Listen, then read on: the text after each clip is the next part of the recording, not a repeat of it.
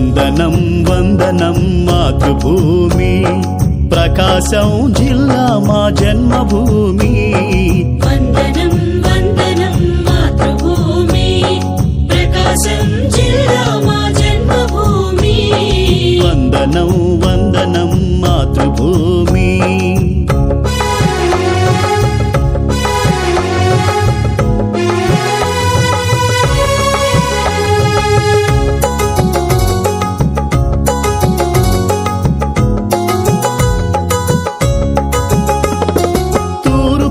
సాగరమే తోరణ పీఠం, పడమరగా నల్లమలే బంగారు మకుటం.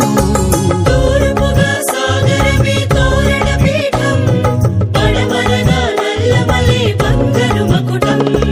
కందుకూరు మాటూరులు వింజామరలై, కందుకూరు మాటూరులు వింజామరలై. కనిగిరి నీ సదనమే వదిలి నీకు హృదయమే, కనిగిరి నీ సదనమే వదిలి నీకు హృదయమే. వందనం వందనం మాతృభూమి, ప్రకాశం జిల్లా మా జన్మభూమి. వందనం వందనం మాతృభూమి.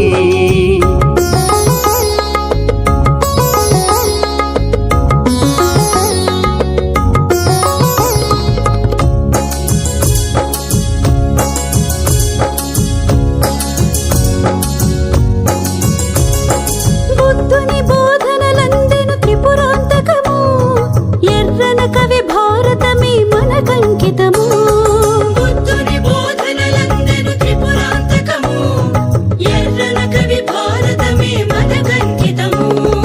త్యాగరాయ గాన సుధాలహరులు మనవే, త్యాగరాయ గాన సుధాలహరులు మనవే. మహానట విలాసుడు మన బండారాముడు, మహానట విలాసుడు మన బండారాముడు. వందనం వందనం. ప్రకాశం జిల్లా 56వ ఆవిర్భావ దినోత్సవాన్ని ప్రకాశం బార్లో మనం జరుపుకోవడం జరిగింది. ప్రకాశం పంతులు గారి విగ్రహానికి పూలమాలంతా నివాళులు అర్పించడం జరిగింది.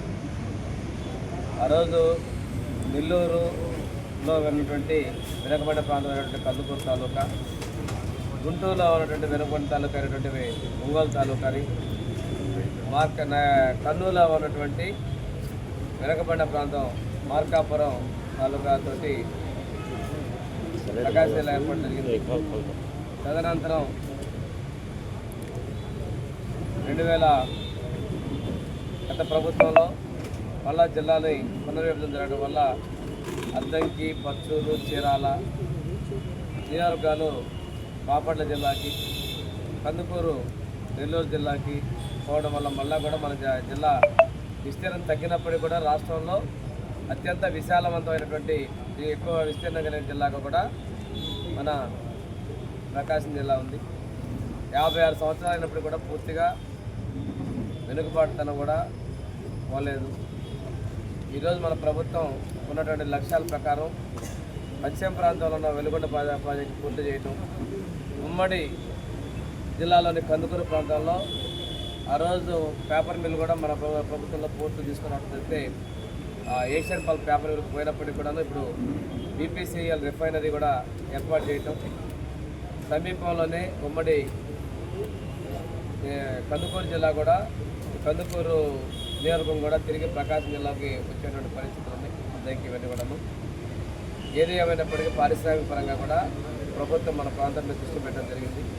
నిన్న గిద్దలూరు ప్రాంతంలో రిడ్క్యాప్ ఇండస్ట్రీకి ఫౌండేషన్ ఏర్పాటు చేసుకొని ప్రారంభించుకోవడం జరిగింది. రెన్యూవల్ ఎనర్జీ కింద కనిగిరి ప్రాంతాల్లోనూ, అదేవిధంగా దొరకొండ ప్రాంతాల్లో కూడాను పారిశ్రామిక పరంగా ప్రోత్సాహంతో పాటు ముఖ్యమంత్రి గారి ప్రత్యేక శ్రద్ధతో మన ప్రాంతానికి నీటి వసతులు కూడా కల్పించడం దృష్టి పెట్టడం జరిగింది.